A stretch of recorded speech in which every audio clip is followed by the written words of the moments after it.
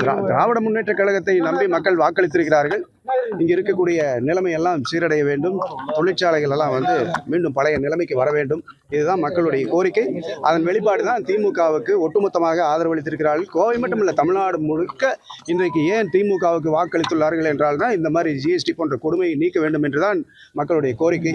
அதே போல் கோவை பொறுத்த வரைக்கும் நீண்ட காலமாக பல கோரிக்கைகளை யாரும் எதுவும் செய்யாமல் இருக்கிறார்கள். மத்திய அரசை பொறுத்த வரைக்கும் அதெல்லாம் கேட்டு பெற்றுத்தர வேண்டும் என்பதுதான் மக்களுடைய ஆசை.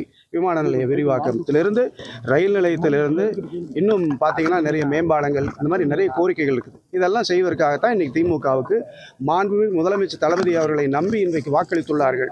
அதுவும் இல்லாமல் அவருடைய திட்டங்கள் இன்றைக்கு மிகவும் அருமையாக மக்களை சேர்ந்தடைந்திருக்கிறது. குறிப்பாக இல்லத்தரசிகள் எல்லாம் மிகுந்த வரவேற்பை கொடுத்தார்கள்.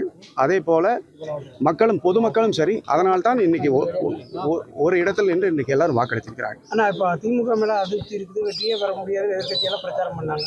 உங்கள் பிரச்சாரத்தில் அப்படி தான் சொல்லுவான். மக்கள் பதில் சொல்லிட்டாங்களே. நாங்கள் எந்த இடத்துலையும் எந்த கட்சியை பற்றி பேசலை. நாங்கள் எங்கள் சாதனையை பற்றி பேசணும், முதலமைச்சருடைய திட்டங்களை பற்றி பேசணும், நாங்கள் என்ன செய்ய போகிறோன்னு பேசணும். அதுக்கு மக்கள் வாக்களித்திருக்கிறார்கள். அதிமுக 3வது இடத்துக்கு தள்ளப்பட்டிருக்கு, அதை எப்படி பாருங்க? அதிமுகவுடைய செயல்பாடு தான் காரணம். அதிமுக ஏன் அந்த இடத்துக்கு போச்சுன்னா அவங்களுடைய செயல்பாடுகள் தான் காரணம்.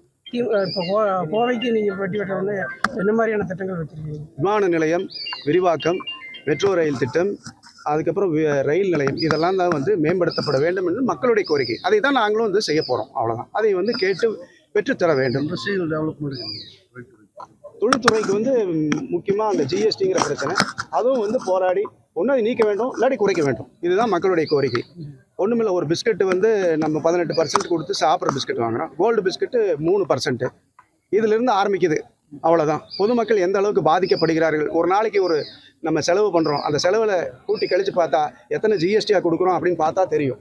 விளையாட்டு போல் நம்ம கடந்து செல்கிறோம். மக்களுக்கு அது ஒரு பெரிய பாரம். அதையெல்லாம் நீக்க வேண்டும் அல்லது குறைக்க வேண்டும். இதுதான் மக்களுடைய கோரிக்கை. அதை நாங்கள் முன்னெடுத்து செல்வோம். கோவை புறக்கணிக்கப்படுதுன்னு சொல்லி எதிர்கட்சிகள் தொடர்ந்து சொல்லிட்டு இருந்தாங்க. இந்த வெற்றிக்கான வாய்ப்பு அமைஞ்சிருக்குது. அதன் மூலம் என்ன பதில் சொல்ல வருவீங்க? இல்லை, கோவை புறக்கணிக்கப்பட்டு இருக்கிறதுனால தான் இப்போ முதலமைச்சரை அவரை நம்பி மீட்டெடுப்பார் அப்படிங்கிறதுனால தான் தமிழக மக்கள் வாக்களித்திருக்கிறார்கள். அதுதான் அதனுடைய பதில். பாதகம் செய்பவரை கண்டால் நாம் பயங்கொள்ளலாகாது பாப்பா, மோதி மிதித்து விடு பாப்பா, அவர் முகத்தில் உமிழ்ந்து விடு பாப்பா. அண்மை செய்திகளை உடனுக்குடன் தெரிந்து கொள்ள இணைந்திருங்கள் இயம்நாடு தொலைக்காட்சியுடன்.